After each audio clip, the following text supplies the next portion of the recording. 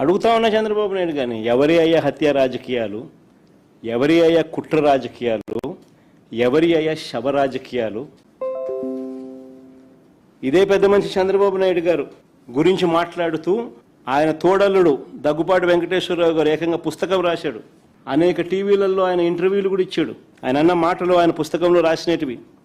ధర్నాలు ఆందోళనల సమయంలో బస్సులు తగలబెట్టాలంటూ చంద్రబాబు పార్టీ క్యాడర్కు చెప్పేవాడని, బస్సులు తగలబెట్టకపోతే ఆ ధర్నాలు కావంట. నేను కాదనింది ఈ మాటలు. స్వయంగా ఆయన తోడల్లుడు దగ్గుబాటి వెంకటేశ్వరరావు గారు అనేక టీవీ ఇంటర్వ్యూలలో ఆయన రాసిన పుస్తకంలో చంద్రబాబు నాయుడు గారి కుట్రలు, రాక్షస రాజకీయం గురించి వివరించిన మాటలు ఇవి. హరిరామ్ జోగయ్య గారి గురించి కూడా నేను ఇంతకు ముందే చెప్పాను. ఆయన కూడా చంద్రబాబు నాయుడు గారి సహచరుడు, మంత్రి.